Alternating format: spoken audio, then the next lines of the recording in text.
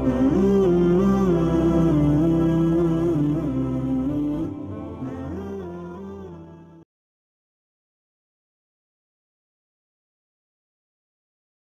للہ نحمده ونستعینه ونستغفره ونؤمن به ونتوکل علیہ ونعوذ باللہ من شرور انفسنا ومن سیئات اعمالنا من يهده الله فلا مضل له ومن يضلل فلا هادي له ونشهد ان لا اله الا الله وحده لا شريك له ونشهد ان محمدا عبده ورسوله قال اللہ تبارک و تعالی فی القرآن المجید والفرقان الحمید لقد من اللہ علی المؤمنین اذ بعث فیہم رسولا من انفسہم یتلو علیہم آیاتہ ویزکیہم ویعلمہم الکتاب والحکمہ وإن كانوا من قبل لفی ضلال مبین۔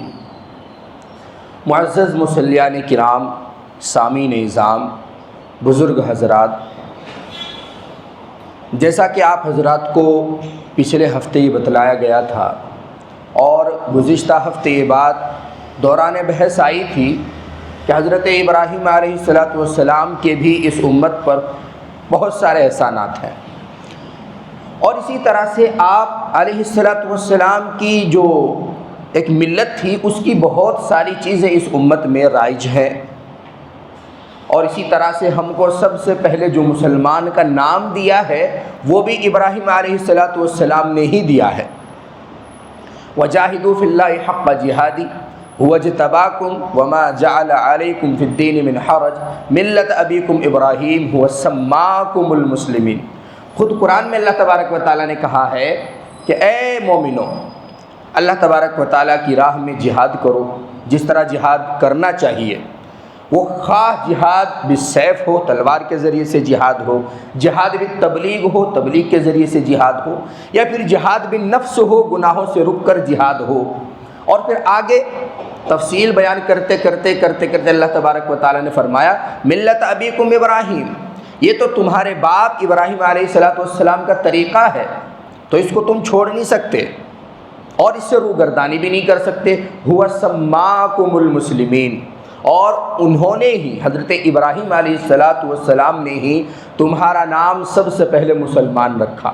تو ہمارا جو نام مسلمان چلا آ رہا ہے یہ حضرت ابراہیم علیہ السلام سے چلا آ رہا ہے، کیونکہ انہوں نے خود کو مسلمان کہا تھا۔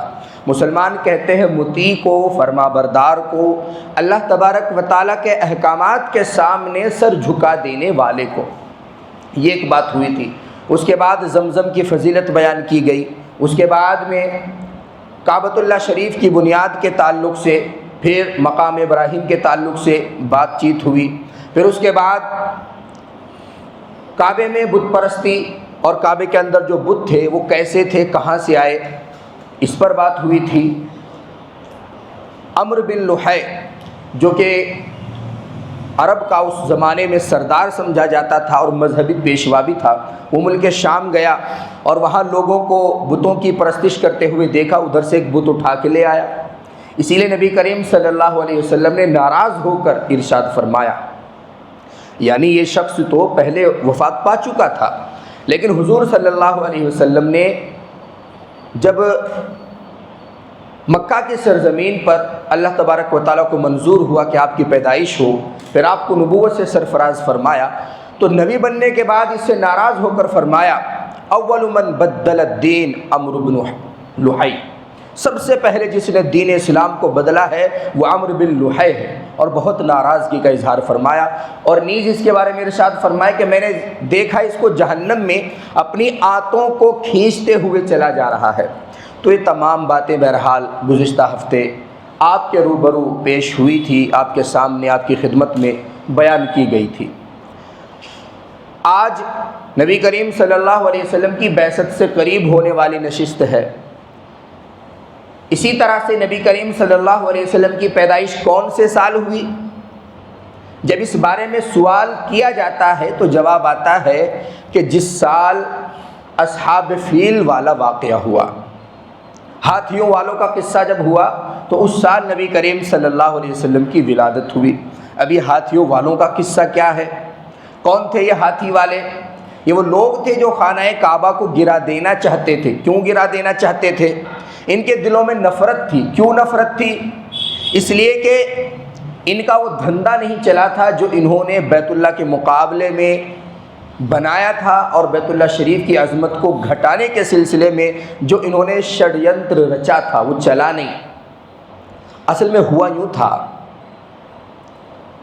یمن میں ایک انسان تھا جو بہت جاہ و جلال والا تھا۔ اس نے خواب دیکھا کہ یمن میں لوگوں نے، فحاش قسم کے لوگوں نے، اوباش قسم کے لوگوں نے حملہ کیا۔ ربیعۃ النصر اس کا نام تھا۔ اس نے خواب دیکھا اور پورے یمن پر قبضہ کر لیا۔ اب اس کو ڈر ہوا کہ ایسا خواب جب بھی میں نے دیکھا تو کچھ نہ کچھ غلط ہوا ہے، تو یہ اپنے دماغ میں یہ بات سوچ کر یمن سے باہر نکل گیا کہ ایسا نہ ہو کہ میرے سامنے کچھ ایسا حادثہ ہو جائے اور میں بھی اس میں اپنی جان گنوا بیٹھوں۔ تو یہ فوراً وہاں سے نکل کر عراق کے علاقے میں چلا گیا، وہاں رہتا رہا، زندگی بسر کرتا رہا۔ پھر اللہ تبارک و تعالیٰ نے اس کو ایک بیٹے کی دولت سے نوازا جن کا نام تھا سنان بن اسعد۔ انہی کو کہتے ہیں تبع، تبع اکبر۔ کلام پاک میں جو آیا ہے وہ قوم تبع، وہ یہی تبع ہے۔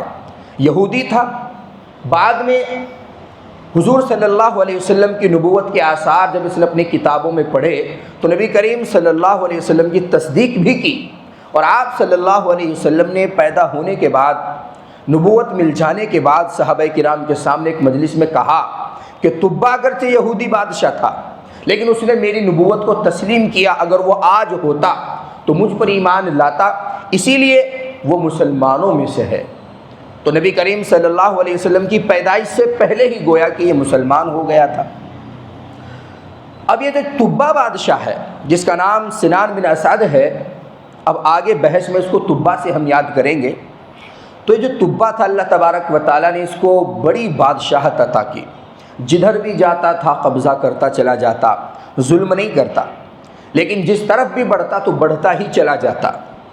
بہت سارے ممالک کو اس نے فتح کیا، اپنے زیر مملکت لے کے آ گیا۔ اب یہ حملہ کرتے کرتے ایک سفر میں مدینے کے پاس سے گزرا، اس کو بھی اللہ تبارک و تعالیٰ نے بیٹا عنایت فرما دیا تھا۔ اب یہ مدینے کے پاس سے گزرا تو مدینے والوں کے بارے میں اس نے سنا۔ مدینہ تو نام بعد میں آیا ہے، پہلے اس کا نام یثرب تھا، یا تھا را اور با، یثرب۔ اب اس نے سنا کہ مدینے میں علماء یہود ہیں، بڑے بڑے علماء ہیں، تو میں اپنے بیٹے کو جنگ میں کہاں کہاں لیے پھروں گا۔ اپنے بیٹے کو ادھر ہی مدینے میں یہود کے پاس چھوڑ دیا کہ بیٹا تم ادھر رہو، تعلیم حاصل کرو، علماء کرام کی صحبت میں رہو اور تربیت پاؤ اور اچھے انسان بنو۔ لیکن ہوا یہ کہ کچھ دنوں کے بعد، بہرحال بادشاہ کا بیٹا تھا، بادشاہ جہاں اچھے کام کرتے ہیں تو ان سے کچھ نہ کچھ کام غلط بھی ہو جاتے ہیں، تو کسی نے دشمنی میں مدینے ہی کے اندر اس کے بیٹے کو قتل کر دیا۔ اب اکلوتا بیٹا، یہ تو جلال میں آ گیا، کس کی ہمت ہے اتنے بڑے بادشاہ کے بیٹے کو غلط نظر سے دے کے یہاں تک کہ شہید کر ڈالے۔ فوراً اس نے مدینے پر حملے کا ارادہ کیا، بہت سے لوگوں کو مار ڈالا۔ اب یہود علماء کو اس بات کی خبر ہوئی کہ اس نے ایک طرف سے قتل کرنا شروع کر دیا ہے، تو وہ فوراً دوڑے گئے اور کہا کہ یہ کیا کر رہے ہو، تم نے اہل مدینہ کا خام خواہ میں خون بہانا کیوں شروع کر دیا؟ کہنے لگا کہ میں پورے مدینے کو، یہاں کے رہنے والے انسانوں کو، مردوں کو، عورتوں کو، بچوں کو، ایک کو بھی زندہ نہیں چھوڑوں گا، میرے اندر اتنا جلال ہے، میرے بیٹے کو کیسے قتل کیا گیا؟ یہود نے کہا، یہود کے علماء نے کہا، اور تم نے یہ جو خام خواہ میں اتنی لاشیں بچھا دی ہیں ان کا کیا؟ کہ نہیں، ابھی میرا غصہ ٹھنڈا نہیں ہوا، تمام اہل مدینہ کو، اہل یثرب کو میں قتل کر کے تبھی ٹھنڈی سانس لوں گا۔ تو ان یہود کے علماء نے کہا کہ دیکھو بات سنو، عقل سے کام لو، آپ مدینہ کو ختم نہیں کر سکتے، یہ دیکھو ہمارے پاس تورات کے ورق ہیں، تورات کے اوراق ہیں، صفحات ہیں، ان میں لکھا ہوا ہے تکون المدینہ مہجر رسول اللہ صلی اللہ علیہ وسلم، کہ جو مدینہ ہے یہ تو ایک زمانے میں آگے چل کر اللہ تبارک و تعالیٰ کے آخری نبی حضرت محمد مصطفیٰ صلی اللہ علیہ وسلم کا مہجر بننے والا ہے، ہجرت والا شہر بننے والا ہے۔ تو ہجرت کا شہر کب بنے گا؟ جب یہ باقی رہے گا، اور یہ باقی کب رہے گا؟ جب اللہ اس کی حفاظت کرے گا۔ اور اگر تم اس پر حملے کا ارادہ کرو، اس کو مکمل ختم کرنے کی کوشش کرو، تو تمہارے مقابلے میں اللہ تبارک و تعالیٰ کی طاقت کھڑی ہو جائے گی، تم کبھی جیت نہیں سکتے۔ یہ فوراً باز آ گیا کہ اگر ایسی بات ہے، کتابوں میں ایسا لکھا ہوا ہے تو میں توبہ کرتا ہوں، اور اس نے پھر واپسی کا ارادہ بنا لیا۔ اب جب واپسی کا ارادہ کیا تو یہود کے ان علماء کو کہنے لگا کہ یار تم میرے ساتھ چلو، ہمارے یمن میں بہت بے دینی ہے، تم وہاں جا کر تبلیغ کرو، لوگوں کو سکھاؤ، بتاؤ دین کی باتیں، اچھی باتیں، ان کو انسان بناؤ۔ اب یہ سفر واپس یمن کی طرف کرنے ہی والا تھا کہ حذیل نامی ایک قبیلہ ہے، عربی قبیلہ، یہ فوراً بادشاہ سلامت کے دربار میں پہنچ گیا۔ راستے ہی میں کہنے لگے اتريد الذهب والفضة والاموال الكثير من مکہ، کیا تم مکے سے سونا چاندی اور بہت سارا مال چاہتے ہو؟ بادشاہ نے کہا کون بیوقوف ہے جو نہیں چاہتا، بات بتاؤ، بات کیسے ہے، کیا ہے بات، کیسے ملے گا یہ سب سونا چاندی؟ تو یہ قبیلہ حذیل عربی قبیلہ تھا، اور ایسا نہیں کہ بہت بڑا ظالم قبیلہ تھا۔ عرب کے دوسرے قبیلوں نے کسی وجہ سے تھوڑا بہت اس پر ظلم کر دیا تھا، تو اب یہ خانہ کعبہ کو گرانا چاہتا تھا، لیکن طاقت نہیں تھی، تمام قبائل مل کر اس کا خاتمہ کر دیتے۔ تو اب اس نے بادشاہ کی جب طاقت کا اندازہ لگایا تو اس کو لالچ دیا کہ یہ جو خانہ کعبہ ہے ہمارے قبیلے کے پاس، اس میں بہت سارا سونا ہے، بہت سارا چاندی دفن ہے، اور اسی طریقے سے بہت سارے مال و متاع اس میں موجود ہیں، تم خانہ کعبہ کو گرا دو، سب مال تمہارا ہے اور لے کر چلے جاؤ۔ بادشاہ کو لالچ آیا کہ بات تو صحیح ہے، اور اس زمانے میں واقعتاً خانہ کعبے کے اندر مال و متاع، سونا چاندی بہت زیادہ تھا۔ کیوں؟ جیسے لوگ آج کل مزار پہ جاتے ہیں، 10 روپیہ ڈالتے ہیں، 20 روپیہ ڈالتے ہیں، تو وہاں پر ڈھیروں سارا مال اکٹھا ہو جاتا ہے، اور جو وہاں کے مجاور حضرات ہوتے ہیں وہ سب ان کے اکاؤنٹ میں جا رہا ہے۔ تو اسی طرح کعبے کو بھی لوگ عزت کی نظر سے دیکھتے تھے، احترام کی نظر سے دیکھتے تھے، خواہ وہ یہودی ہو، نصرانی ہو، مسلمان ہو، کوئی بھی ہو۔ اور اس زمانے میں مسلمان جو تھے وہ یہود و نصارہ ہی تھے۔ پہلے یہودی مسلمان تھے، سچے مسلمان تھے، ان میں بگاڑ آیا تو اللہ تبارک و تعالیٰ نے عیسیٰ علیہ السلام کو مبعوث فرمایا، پھر عیسیٰ علیہ السلام کے ماننے والے وہ اصل مسلمان ہوئے، پھر بعد میں ان میں بگاڑ آیا تو نبی آخر الزمان صلی اللہ علیہ وسلم کو اللہ تبارک و تعالیٰ نے مبعوث فرمایا، اور پھر ان کے متبعین یعنی اس امت کو اللہ تبارک و تعالیٰ نے وہ ٹائٹل ان سے چھین کر ان کو عطا فرما دیا۔ تو اس زمانے میں وہی مسلمان تھے۔ تو کعبۃ اللہ شریف کی عظمت میں بہت سارا مال و متاع ادھر ڈال کر چلے جایا کرتے تھے۔ اس زمانے میں ایک کرنسی نوٹ کی شکل میں نہیں بنی تھی، لین دین جو ہوتا تھا اشرفی کی شکل میں ہوتا تھا، دینار کی شکل میں ہوتا تھا، درہم کی شکل میں ہوتا تھا۔ تو لوگ نذرانے کے طور پر کعبۃ اللہ شریف کے اندر پیسے ڈال کر جایا کرتے تھے، لیکن ان کو کوئی اٹھاتا نہیں تھا، عزت و احترام میں کہ یہ تو اللہ تبارک و تعالیٰ کے گھر کے لیے وقف کیے گئے ہیں، تو اب یہ ادھر ہی پڑے رہیں گے۔ تو بہرحال بادشاہ کو لالچ آیا کہ بالکل صحیح بات ہے، اگر کعبۃ اللہ کو ڈھا کر مجھے اتنا سارا مال مل جاتا ہے تو میرے پاس تو دنیا جہان کی طاقت ہے، میں بھی گرا دیتا ہوں۔ فوراً اس نے ارادہ کیا کہ چلو اپنے پورے قافلے کا رخ مکہ کی طرف کرو، اور مکہ شہر میں جا کر ہم کعبۃ اللہ شریف کو گرائیں گے، بہت سارا مال و متاع حاصل کریں گے۔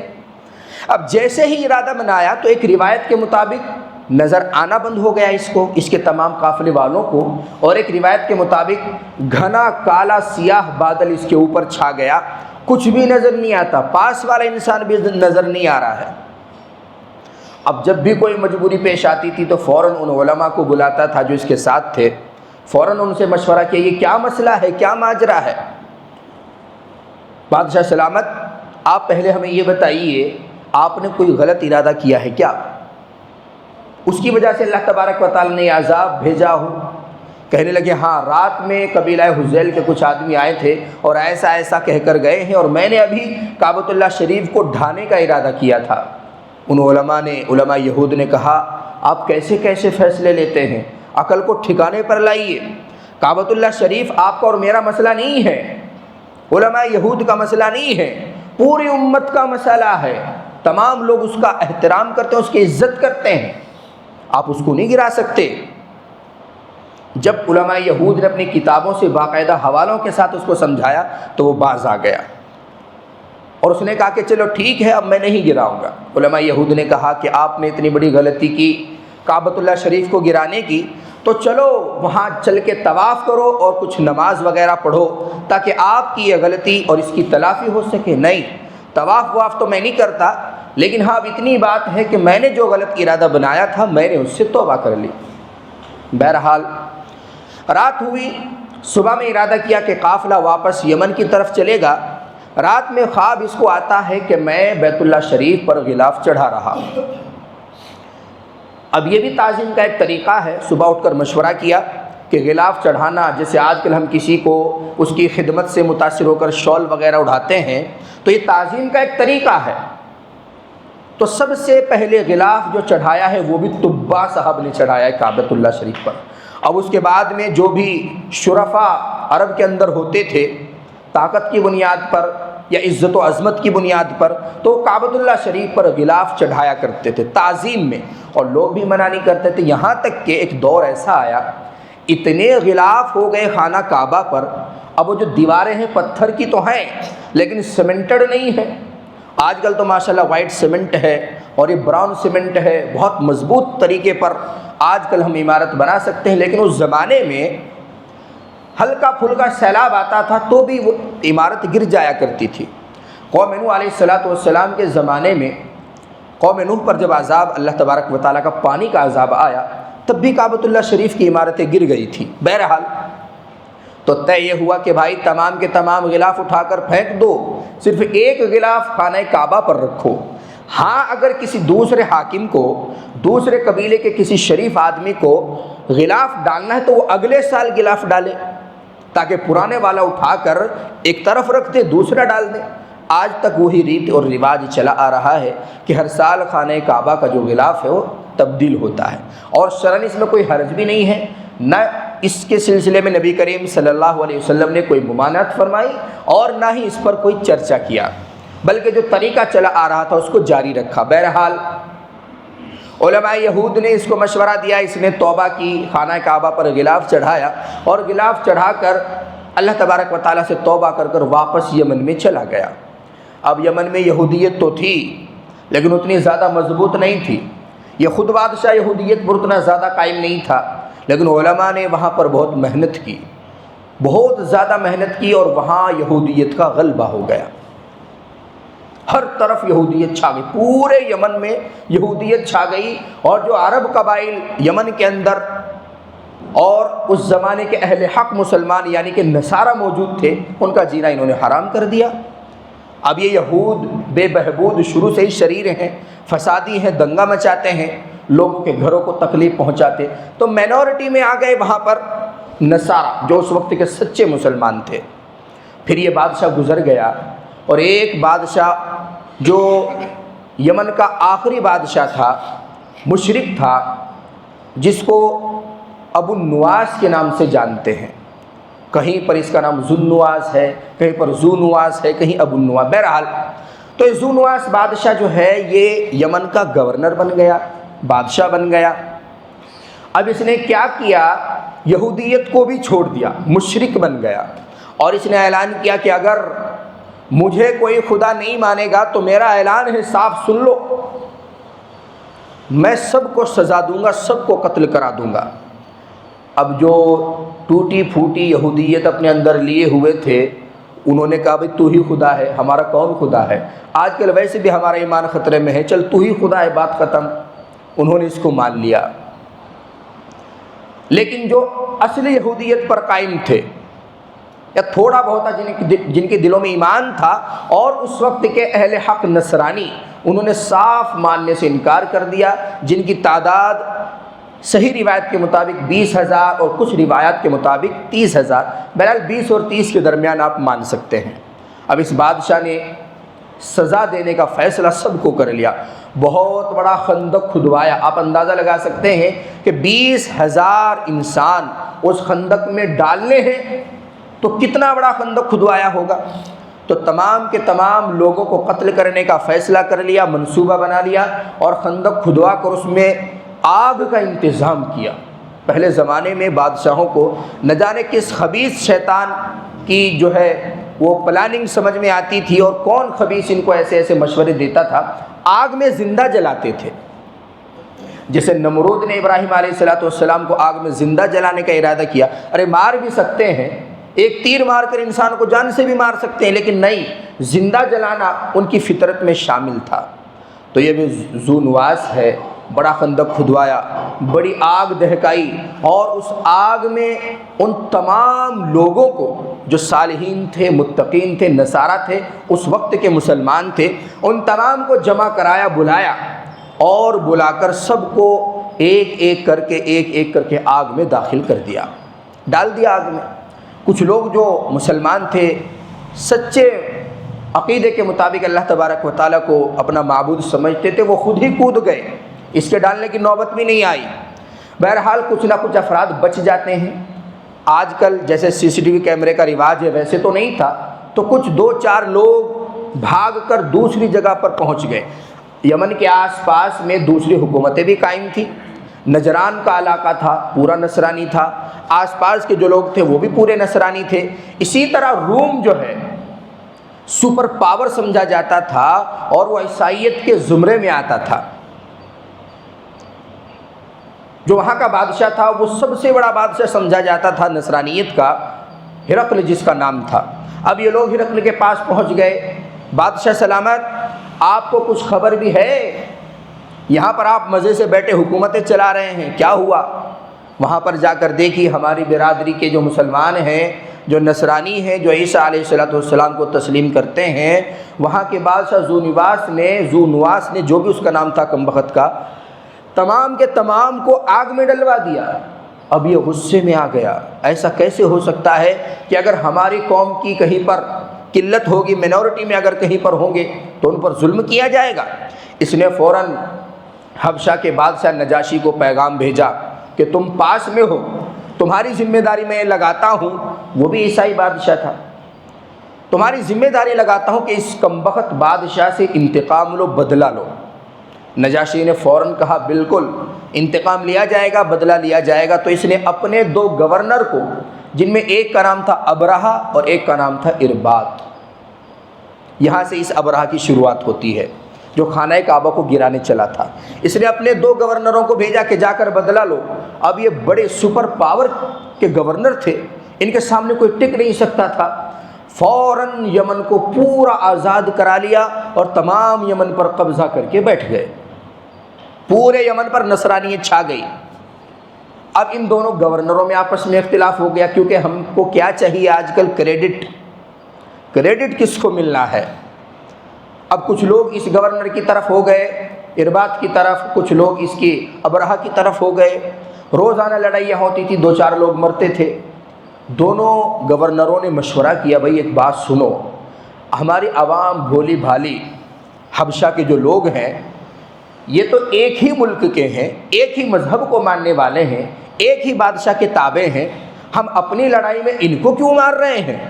تو ایسا کرتے ہیں کہ دونوں اکیلے لڑتے ہیں، تم بھی تلوار اٹھا کے لاؤ، میں بھی تلوار اٹھا کے لاتا ہوں، اور جو بھی قتل ہو گیا سمجھو وہ ختم، اور جو بچ گیا اس کی حکومت پھر یمن پر قائم رہے گی۔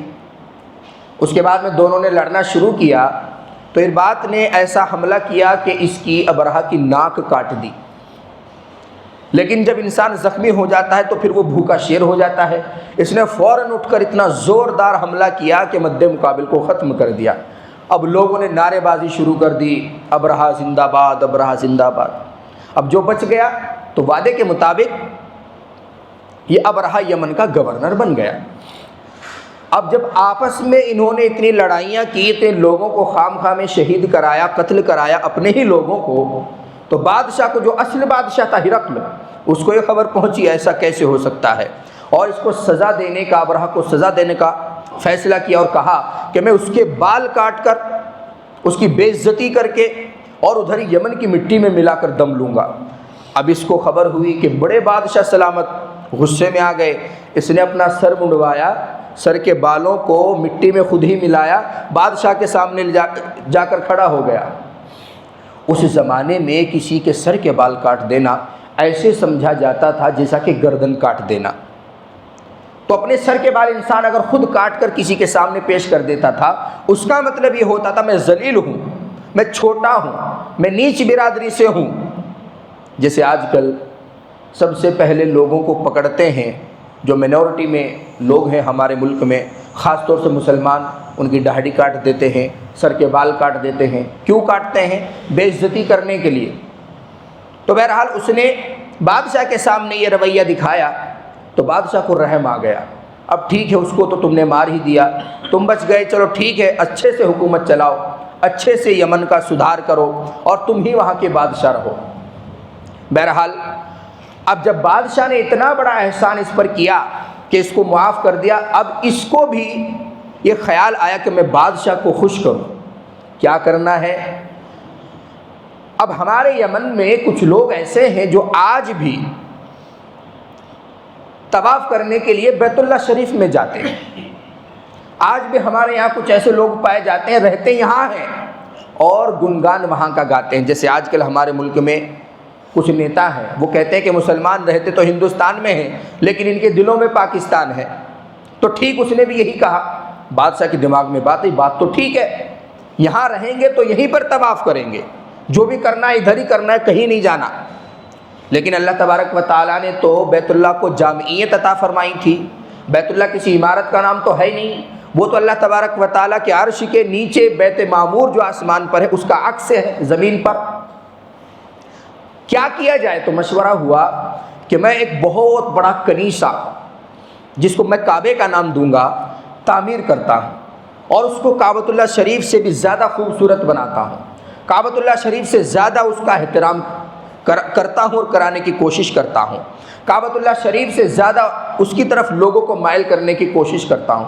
بہت بڑا کنیسہ بنا کر تیار کر دیا، نیچے سے کھڑا ہوا شخص اوپر کی طرف دیکھ بھی نہیں سکتا تھا، اتنا بڑا کنیسہ اس نے تیار کرا دیا۔ کچھ لوگ بولتے ہیں کہ کعبۃ اللہ شریف کے طرز پر یہ بنایا، کچھ لوگ بولتے ہیں کہ نہیں، اس سے خوبصورت بنانے کے چکر میں اس کو بہت اونچا بنا دیا، پھر بعد میں اس کو گرانا بھی آسان ہو گیا۔ بہرحال اب لوگ بت پرستی میں مبتلا ضرور ہو گئے تھے، لوگ گمراہ ضرور ہو گئے تھے اور لوگ اللہ تبارک و تعالیٰ کی طرف سے توجہ ضرور ہٹا چکے تھے، لیکن ان کے دلوں میں کعبۃ اللہ شریف کی عظمت تھی، ان کے دلوں میں کعبۃ اللہ شریف کا جو وقار تھا اس کو کوئی نکال نہیں سکتا تھا۔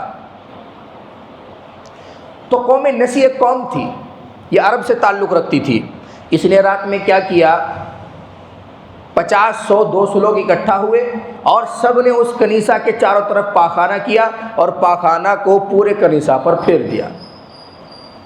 اتنی بڑی بے عزتی۔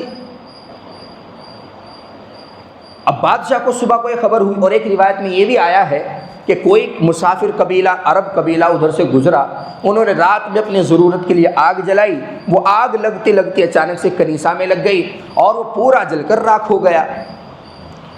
اب ان کو یہ بے عزتی برداشت نہیں ہوئی، صبح میں اٹھا، دیکھا کہ ارے ہمارے کنیسے کو تو بہت بری طرح سے ذلیل کر دیا گیا، اور دراصل یہ کنیسہ کی بے عزتی نہیں تو ہماری بے عزتی ہے، کیسے انتقام لیا جائے، کس نے کیا ہے؟ اب آس پاس کے لوگوں نے کہا بادشاہ سلامت کون کر سکتا ہے؟ وہی عرب کے قبیلے کر سکتے ہیں، انہی کو زیادہ عرب کی محبت ہے، انہی کو زیادہ مکہ کی محبت ہے، انہی کو زیادہ بیت اللہ کی محبت ہے۔ اب یہ قوم نسی نے کر تو دیا، لیکن بادشاہ کو اتنا غصہ آیا کہ کعبۃ اللہ شریف کو ڈھانے کا ارادہ کیا۔ اب یہ قوم نسی جو تھی یہ کعبۃ اللہ شریف کی مجاور تھی، جیسے آج کل مزاروں پہ لوگ بیٹھتے ہیں اور روزانہ ان کا 1 لاکھ 1.5 لاکھ بڑے مزار سے آرام سے ہو جاتا ہے۔ اب ان کو تو اس بات کا ڈر تھا، عظمت بھی تھی اور اس بات کا ڈر بھی تھا کہ اگر کعبۃ اللہ کو منہدم خدا نخواستہ اس نے کر بھی دیا تو ہماری روزی روٹی بند ہو جائے گی، ہمارے پاس تو سونا چاندی اور پیسہ آنا بند ہو جائے گا، اس لیے اس نے یہ حرکت کر تو دی۔ لیکن ابرہہ کو اتنا غصہ آیا، اتنا غصہ آیا کہ اس نے قسم کھا لی کہ بیت اللہ شریف کی اینٹ سے اینٹ ملا کر ہی دم لوں گا، اس سے پہلے مجھے سکون نہیں ملے گا۔ لیکن بڑے بادشاہ سلامت سے بھی تو اجازت لینی تھی۔ تو نجاشی سے اجازت طلب کی، جو حبشہ کا اصل گورنر تھا۔ نجاشی نے کہا کہ اگر یہ حرکت ہوئی ہے، واقعتاً ہوئی ہے، تو اس کا بدلہ ضرور لیا جائے۔ اور نجاشی نے 10 15 یا 20 بڑے بڑے ہاتھی، جس میں ایک ہاتھی اتنا بڑا ہاتھی تھا کہ آس پاس کے دور دراز کے علاقوں میں اس کا کوئی توڑ نہیں تھا۔ اگر وہ کسی جنگ میں جاتا تھا تو اس جنگ میں گویا کہ فتح کا ملنا ایک عام سی بات تھا۔ اس کا نام تھا محمود۔ ہاتھی کا نام لوگ رکھتے ہیں، جیسے آج کل جانور پال لیتے ہیں، اس کا نام ہم پیار میں کچھ رکھ دیتے ہیں، اسی طرح اس ہاتھی کا نام تھا محمود۔ اور اس کو چلانے والا بھی ایک اسپیشل آدمی تھا، اس کا نام تھا انیس۔ تو بادشاہ سلامت نے نجاشی نے، جو حبشہ کا بادشاہ تھا، اس نے پورا انتظام سیٹ کر کے یمن بھیج دیا اور ابرہہ کو کہا کہ چڑھائی کرو۔ اب ابرہہ چل دیا، لیکن یمن کے اندر جہاں سے یہ چلا تھا وہاں بھی مسلمان موجود تھے، کعبۃ اللہ شریف کے دیوانے تھے، وہ فوراً مقابلے کے لیے کھڑے ہو گئے۔ لیکن اتنا بڑا بادشاہ اور اتنی طاقت، اور اوپر سے بھی اس کے سر پہ ہاتھ ہے نجاشی کا، تو اس سے کون جیت سکتا تھا؟ تو آس پاس کے جتنے بھی قبیلے آئے اور جتنے بھی لوگ آئے، ان کے سردار کا نام تھا ذو نفر۔ تو ذو نفر کو قید کر لیا اور باقی لوگوں کو مار دیا، کچھ لوگ بھاگ گئے اور کوئی مقابلے کی تاب نہیں لا سکا۔ پھر آگے چلا، ایک مقام ہے، مقام خثعم، ایک جگہ کا نام ہے، وہاں پر پہنچا۔ وہاں پر حبیب بن نفیل، یہ بھی کعبۃ اللہ شریف سے بڑی محبت رکھتے تھے۔ وہاں پر جا کر دیکھا کہ ایک بستی آباد ہے، اس بستی کو خبر ہوئی کہ مکے کو گرانے جا رہے ہیں۔ وہ پوری بستی آ کر سامنے کھڑی ہو گئی، جب تک ہم زندہ ہیں کعبۃ اللہ شریف کو گرانے نہیں دیں گے۔ لیکن وہ تو پاورفل بادشاہ تھا، ان کو بھی ختم کر دیا اور حبیب بن نفیل کو بھی اپنے ساتھ قید کر لیا۔ اب چاہ رہا تھا کہ ان کو قتل کر دیں، لیکن اس لیے زندہ رکھ لیا کہ چلتے ہوئے ہمیں راستہ بتا دیں گے کہ کدھر کدھر کو جانا ہے، کیونکہ راستے بہت دشوار ہوتے تھے عرب کے۔ ایک پہاڑی بھی اگر ہم مس کر گئے یا پھر الٹے سیدھے راستے پر چل گئے تو شام پہنچنے کے بجائے ہم جو ہے وہ دوسرے ملک میں پہنچ جائیں گے، اسی طرح مکہ پہنچنے کے بجائے ہم ملک شام پہنچ جائیں گے۔ ایسی ایسی پہاڑیاں اور ایسی ایسی وادیاں ہوتی تھیں۔ تو اب ان دونوں کو قید کر لیا۔ یمن کے جو آس پاس کے مسلمان اکٹھا ہوئے تھے، ان کے جو سردار تھے ذو نفر، ان کو بھی قید کر لیا، اور پھر مقام خثعم میں جو قوم آباد تھی، ان کے جو سردار تھے حبیب بن نفیل، ان کو بھی قید کر لیا۔ اب دونوں کو لے کر پھر چل پڑے۔ چلتے چلتے ان سے راستہ پوچھتے پوچھتے یہ طائف کے مقام پر آ پہنچا۔ طائف کے مقام پر آ کر دیکھا وہاں پر بنو ثقیف موجود تھے، لیکن بنو ثقیف کو پہلے ہی خبر ہو گئی تھی بہت پاورفل بادشاہ ہے، لڑائی جھگڑا کر کے آپ اس سے جیت نہیں سکتے۔ تو قبیلہ ثقیف کے جو بادشاہ تھے انہوں نے کہا ہم لڑنا نہیں چاہتے، لیکن آپ کو بھی ہماری کچھ شرائط ماننی پڑیں گی۔ کیا شرائط ہے؟ ہم نے بہت بڑا ایک گرجا گھر بنایا ہے، مندر بنایا ہے، اس کا نام تھا لات، اس میں بہت بڑا بت تھا، اس کا نام تھا لات اور عزا کی قسم تو اہل مکہ خوب کھایا کرتے تھے۔ تو ہمارے جو ہے اس مندر کو اور اس گرجا گھر کو توڑنا نہیں، اور دوسری بات یہ ہے ہمارے کسی بھی آدمی کو تکلیف پہنچانا نہیں۔ بدلے میں ہم کیا کریں گے، ایک بندہ اپنا تم کو دیں گے جو تمہیں ایگزیکٹ راستہ بتائے گا، اور بہت آسانی کے ساتھ تم مکہ پہنچ جاؤ گے، اور پھر وہاں جا کر تمہارا جو بھی ارادہ ہے اس کو پورا کر لینا۔ اب اس نے بادشاہ نے کہا بالکل ٹھیک بات ہے۔ تو ابو رغال نام کا ایک شخص ان کے ساتھ راستہ بتانے کے لیے چل دیا، قبیلہ بنو ثقیف سے۔ اب ابرہہ بڑا خوش ہے، بڑا جوش میں ہے اور غصے میں بھی ہے کہ اب کعبۃ اللہ شریف کی باری آنے ہی والی ہے۔ اللہ تبارک و تعالیٰ نے اس راستہ بتانے والے پر ایسی پھٹکار ڈالی اور ایسی نحوست ڈالی کہ راستے ہی میں اس کا انتقال ہو گیا، اور ادھر راستے ہی میں قافلے والوں نے اس کو دفن کر دیا، اور بہت زمانے تک 100 150 200 سال تک لوگ اس کی قبر پر پتھر مار کر آتے تھے، جیسے ابو جہل کی قبر پر حاجی لوگ پتھر مار کے آتے ہیں، تو اس کی قبر پر پتھر مارتے تھے کہ بیت اللہ شریف کو گرانے کے لیے جو فوج آ رہی ہے اس نے راستہ بتانے میں ان کی مدد کی۔ بہرحال مکے کے باہر پڑاؤ ڈال لیا، صبح ہوئی مکے میں داخل ہو گیا، کعبۃ اللہ شریف سے تھوڑی دور پر پڑاؤ ڈالا۔ وہاں پر ایک مقام تھا، مقام مغمس۔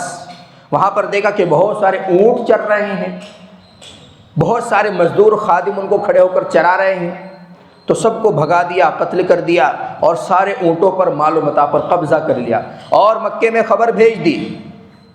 حناطہ نامی ایک شخص کو بھیجا مکے میں کہ جا کر اعلان کرو کہ اب تمہارے اس گھر کو جس کو تم بیت اللہ کہتے ہو ہم گرانے کے ارادے سے آئے ہیں اور کوئی اس کو بچانے والا نہیں، لہٰذا ہم تم سے جنگ کرنے نہیں آئے، ہمارا راستہ مت روکنا، بس ہم صرف کعبۃ اللہ کو گرائیں گے اور چلے جائیں گے۔ اور ارادہ یہ بنایا تھا کہ بڑے بڑے ہاتھیوں کے گلوں میں لوہے کی زنجیریں ڈال کر بیت اللہ شریف کے جو ستون ہیں ان ستونوں میں وہ زنجیریں ڈال دیں گے اور پھر اپنے ہاتھیوں کو ہکا دیں گے، اور اس طرح سے بیت اللہ گویا کہ نعوذ باللہ ایک دم سے زمین پر گر پڑے گا۔ اب حناطہ نے آ کر آس پاس کے لوگوں کو کہا، جو مسجد حرام کے آس پاس میں لوگ رہتے تھے، اس وقت مسجد کا نام مسجد حرام تو تھا نہیں، ایک کھلی ہوئی جگہ تھی کعبۃ اللہ شریف کے چاروں طرف۔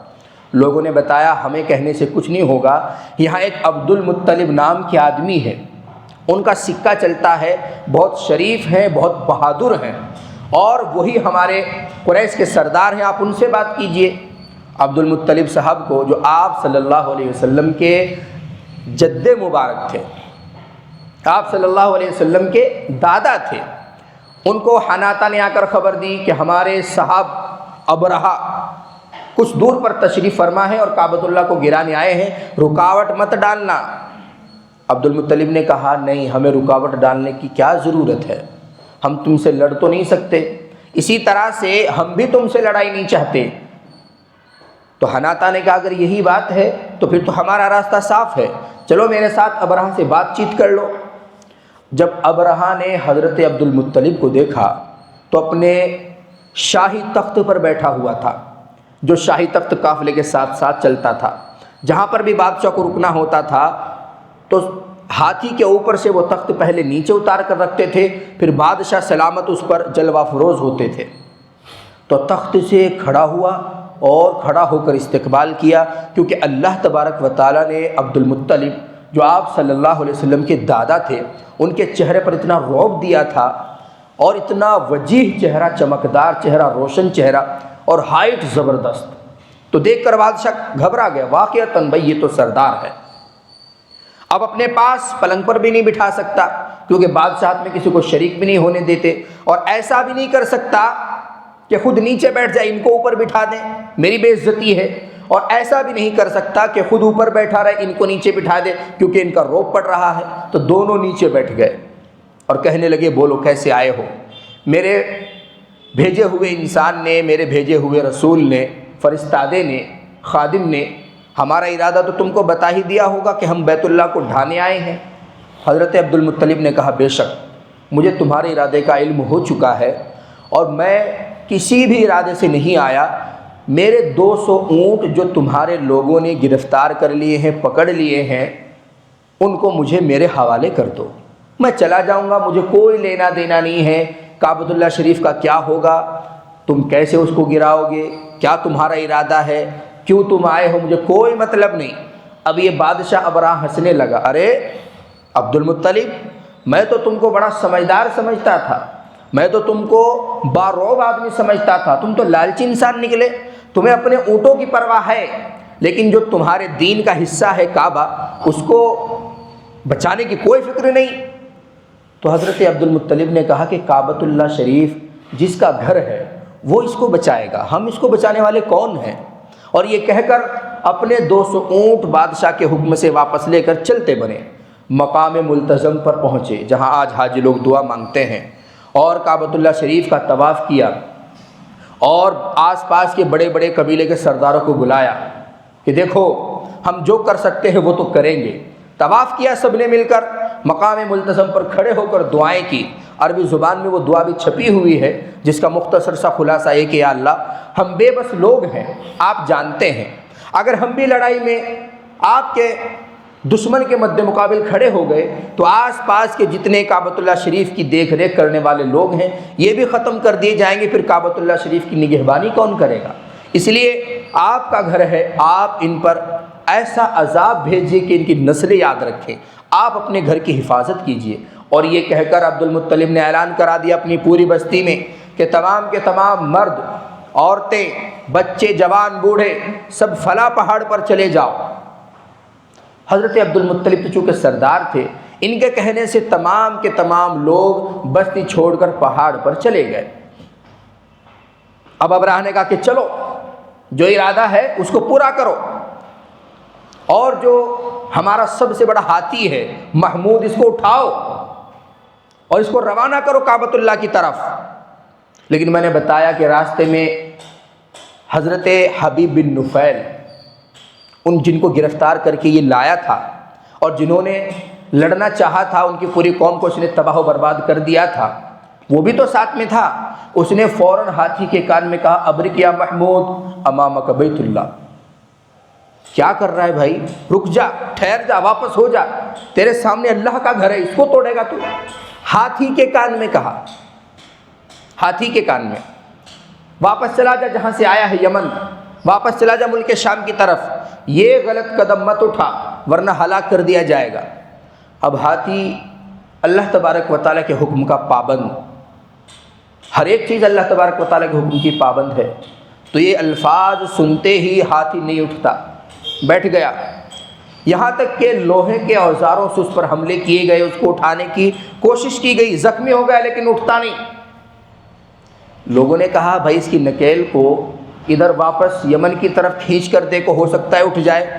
تو واپس یمن کی طرف اس کو ہکایا، فوراً کھڑا ہو گیا۔ ملک شام کی طرف چلایا، فوراً کھڑا ہو گیا۔ مشرق کی طرف چلایا، فوراً کھڑا ہو گیا۔ واپس کعبۃ اللہ شریف کی طرف چلایا تو بیٹھ گیا، وہ پھر نہیں چلتا۔ اب اس سے بھی اس نے عبرت نہیں لی، پھر کہا کہ چھوڑو اس کو، دفع کرو، اور جو ہاتھی ہیں ان کو تیار کرو اور چڑھائی کا مکمل انتظام کرو۔ اب جیسے بادشاہ آج کل کرتے ہیں نا کہ میں 3 گنوں گا اور فوراً حملہ کر دینا، اس سچویشن میں وہ بالکل ایک دم ریڈی ہو گئے۔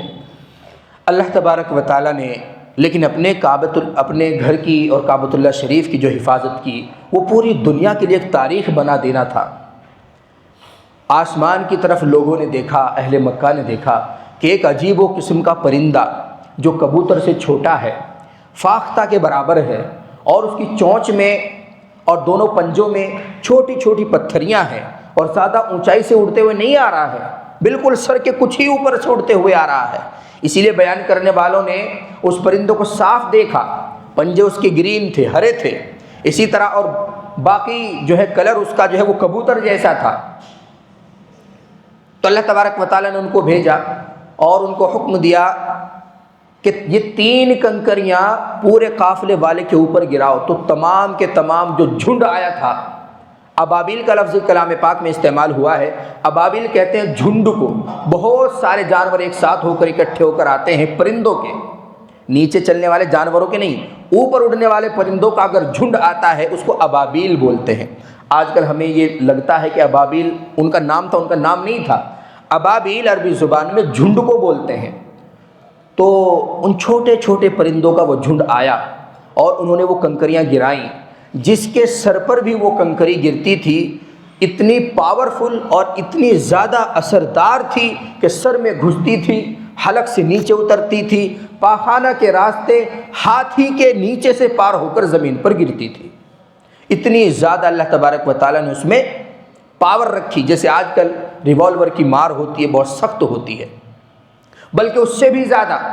اب یہ تمام مناظر دیکھ کر ہاتھی گھبرا گئے، کیونکہ ہاتھی کو جس کام کے لیے آپ لے جاتے ہیں وہ کام تو کر دے گا، لیکن ہاتھی کی اور اونٹ کی دونوں کی مثال یہ کہ اگر اس کو کوئی بدکا دے وہ فوراً ڈر جاتا ہے، گھوڑا نہیں ڈرتا، لیکن ہاتھی اور اونٹ ایک دم سے ڈر جاتے ہیں۔ تو فوراً ہاتھی واپس بھاگنے لگے، مختلف طرح کی آوازیں نکالنے لگے، اور اس طرح سے اللہ تبارک و تعالیٰ نے اپنے گھر کی حفاظت کی۔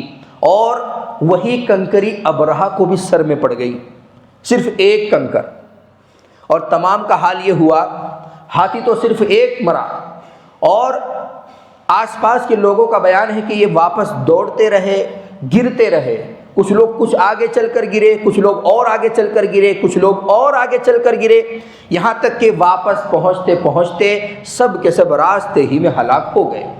ان کا جو بادشاہ تھا ابرہہ، اللہ تبارک و تعالیٰ کو یہ منظور تھا کہ اس کو نشان عبرت بنائے۔ تو یمن کی جو راجدھانی ہے، کیپٹل ہے صنعاء، وہاں پر اس کا دربار لگتا تھا۔ آج کل جیسے ہماری حکومتوں کا بھی دستور یہی ہے کہ اسٹیٹ کی جو راجدھانی ہوتی ہے وہاں پر جو ہے ودھان سبھا بنتی ہے، تو بالکل اسی طرح صنعاء میں اس کا دربار تھا۔ وہاں پر پہنچا اور گل سڑ کر ایک ایک جو ہے پارٹ اس کے بدن کا گل سڑ کر گرتا رہا اور یہ وہاں پر ایسے ہلاک ہو گیا۔ تو ایسے اللہ تبارک و تعالیٰ نے نشان عبرت بنایا ان لوگوں کو اور اپنے گھر کی حفاظت کی۔ اسی کو اللہ تبارک و تعالیٰ نے کلام پاک میں بیان فرمایا، الم تری کیف فعل ربک باصحاب الفیل، اے نبی کیا آپ نے نہیں دیکھا؟ جب کفار مکہ آپ کو پریشان کرتے تھے تو اللہ تبارک و تعالیٰ نے مثال میں یہ صورت نازل فرمائی، الم تری کیا آپ نے نہیں دیکھا، کیف فعل ربک باصحاب الفیل کہ تیرے رب نے ہاتھیوں والوں کے ساتھ کیا سلوک کیا۔ حضرت عائشہ صدیقہ رضی اللہ تعالیٰ عنہ اور ان کی بہن حضرت اسماء دونوں بیان کرتی ہیں کہ ہاتھی چلانے والے جو کچھ افراد تھے ان کے ساتھ، ابرہہ کے ساتھ میں، ان کے کچھ لوگ بھاگ بھی نہیں پائے تھے، ادھر ہی رہ گئے تھے۔ اور ہم نے نبی کریم صلی اللہ علیہ وسلم پیدا بھی ہوئے، پھر 40 سال گزرنے کے بعد نبوت کا اظہار بھی ہوا، اور پھر اس کے بعد کتنا عرصہ گزرتا ہے، یعنی کہ 40-50 سال کے بعد، جب تک حضرت عائشہ نہیں پیدا ہوئی، حضرت اسماء پیدا نہیں ہوئی، حضرت ابوبکر صدیق نہیں پیدا ہوئے، خود حضور اقدس صلی اللہ علیہ وسلم پیدا نہیں ہوئے۔ حضرت عائشہ کہتی ہیں کہ میں نے ان لوگوں کو اندھے اور کوہڑی پن کی حالت میں دیکھا، اور حضرت عائشہ رضی اللہ تعالیٰ عنہ بھی اسی طرح کی تصدیق فرماتی کہ وہ اندھے کوہڑی پن کی حالت میں بھیک مانگتے تھے، تو لوگ ان کو دیکھ دیکھ کر عبرت لیتے تھے، سبق لیتے تھے۔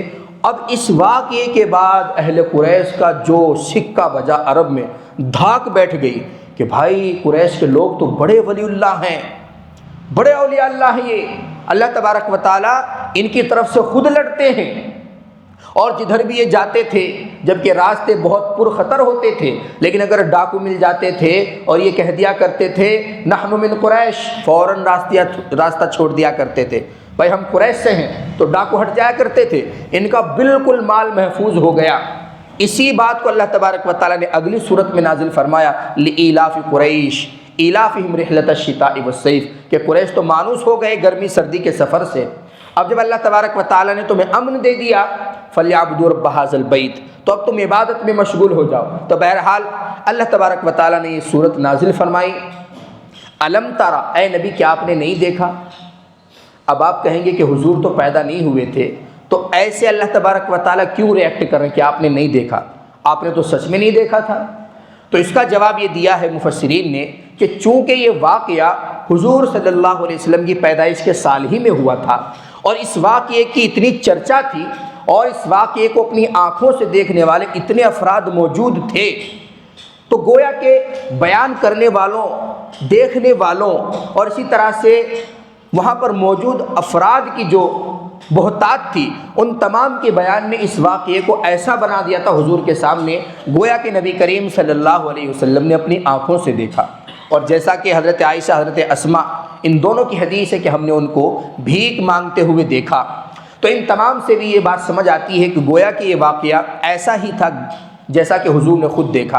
الم تری کیف فعل ربک باصحاب الفیل الم یجعل کیدہم فی تضلیل، کیا ان کی چال بازی کو، کیا ان کے پلان کو اللہ تبارک و تعالیٰ نے ایک دم سے الٹا سیدھا نہیں کر دیا؟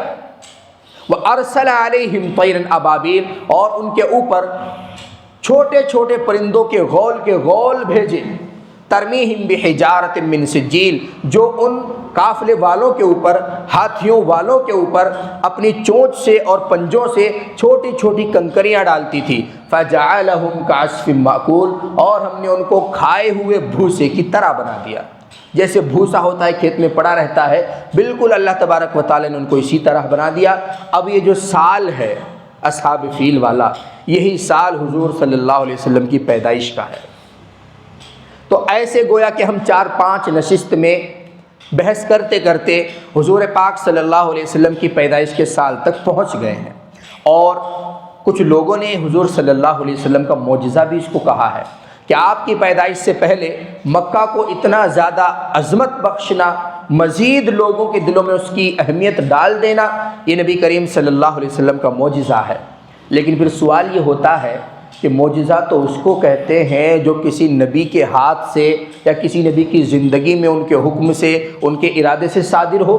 یہاں پر تو حضور پیدا تک نہیں ہوئے تھے، تو پھر محدثین اور مفسرین کی اصطلاح میں ایسے واقعات کو ارہاس کہتے ہیں۔ ارہاس معجزہ کو ہوتا ہے جو نبی کریم صلی اللہ علیہ وسلم یا دیگر انبیاء کرام کو عطا ہوتا ہے اللہ تبارک و تعالیٰ کی طرف سے، اس کو معجزہ کہتے ہیں۔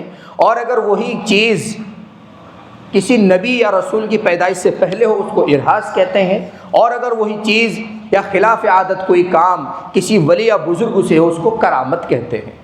تو اب یہ ارہاس ہے گویا کہ، اور اسی طرح کے بہت سارے ارہاسات ہیں اور اس طرح کے بہت سارے واقعات ہیں جو اسپیشلی حضور صلی اللہ علیہ وسلم کی پیدائش سے 1-2 سال پہلے لوگوں کو دیکھنے کو ملے، اور جن کو دیکھ کر لوگوں نے اندازہ لگایا کہ کسی بڑی شخصیت کے آمد کی گویا کہ یہ خبر دے رہے ہیں واقعات۔ تو بہت سارے لوگوں نے پہلے ہی بتا دیا تھا واقعات اور حالات کو دیکھ کر کہ کسی بڑی شخصیت کا ابھی اس روئے زمین پر وجود آنے والا ہے، کوئی بڑے نبی یا کوئی بڑے رسول پیدا ہونے والے ہیں، جس کی وجہ سے ایسی ایسی نشانیاں پیدا ہو رہی ہیں، جیسے قیامت سے پہلے قیامت کی بہت ساری نشانیاں نظر آئیں گی اور لوگ ان کو دیکھ کر کہیں گے کہ ہاں یہ قیامت کی نشانی ہے، جیسا کہ سورج کا مشرق کے بجائے مغرب سے طلوع ہونا۔ اسی طرح سے اور بہت سارے واقعات ہیں، حضرت عیسیٰ علیہ السلام کا نازل ہونا، اسی طرح حضرت امام مہدی رحمۃ اللہ علیہ یا پھر رضی اللہ تعالیٰ عنہ یا پھر علیہ السلام کا ظاہر ہونا۔ یہ تمام واقعات اس بات پر دلالت کرتے ہیں، جو نبی کریم صلی اللہ علیہ وسلم کی پیدائش سے 1-2 سال پہلے کے واقعات ہیں، ان کو ارہاس کہتے ہیں کہ ایک نبی یا ایک رسول یا کوئی بڑی شخصیت، عظیم ہستی پیدا ہونے والی ہے۔ تو اگلی نشست میں انشاءاللہ اگر کچھ اس طرح کے ارہاسات اور ملتے ہیں ہم ان پر بات کریں گے، اور پھر نبی آخر الزماں سرور کونین فخر دو عالم، آپ کی اور ہماری گردنوں کے سردار تاجدار مدینہ آمنہ کے لال، عبد المطلب کے پیارے، حضرت عبداللہ کے دلارے، حضرت حلیمہ کی آنکھ کے تارے صلی اللہ علیہ وسلم کی ولادت پر بات کریں گے۔ اللہ تبارک و تعالیٰ مجھے بھی آپ کو بھی آپ صلی اللہ علیہ وسلم کی سیرت، آپ صلی اللہ علیہ وسلم کی تمام سنتوں پر عمل کرنے کی توفیق عطا فرمائے۔ اللہم صلی علی سیدنا و مولانا محمد وبارک وسلم۔ ربنا ظلمنا انفسنا وان لم تغفر لنا وترحمنا لنکونن من الخاسرین۔ مولا کریم ہم سب کے تمام صغیرہ کبیرہ گناہوں کو معاف فرما، جو پریشان حال ہیں سبوں کی پریشانیوں کو دور فرما، جو مصیبت زدہ ہیں ان کی مصیبتوں کو دور فرما۔ مولا کریم جو مقروض ہیں ان کی غیب سے قرض ادا کرنے کی شکلیں قائم فرما۔ مولا کریم جو آپ کے لاڈلے پیارے نبی کریم صلی اللہ علیہ وسلم کی پیاری سیرت کو سننے کے لیے یہاں پر جمع ہوئے ہیں، مولا کریم ان تمام کی زندگیوں میں نور عطا فرما۔ مولا کریم ان کی زندگیوں میں برکت عطا فرما۔ مولا کریم ان کی جائز تمناؤں کو، جائز مرادوں کو پورا فرما۔ آپ صلی اللہ علیہ وسلم کی سنتوں کو زندہ کرنے والے بنا۔ مولا کریم اپنی رضا والے کام کرنے کی توفیق عطا فرما۔ مولا کریم جو مانگا ہے وہ بھی عطا فرما، جو مانگنے سے رہ گیا ہے وہ بھی عطا فرما۔ مولا کریم بن مانگے عطا فرما۔ ہماری مختصر سی دعاؤں کو اپنے پیارے حبیب صلی اللہ علیہ وسلم کے صدقہ طفیل میں قبول فرما۔ صلی اللہ تعالی علی خیر خلقہ محمد وعلی آلہ وصحبہ اجمعین برحمتک یا ارحم الراحمین۔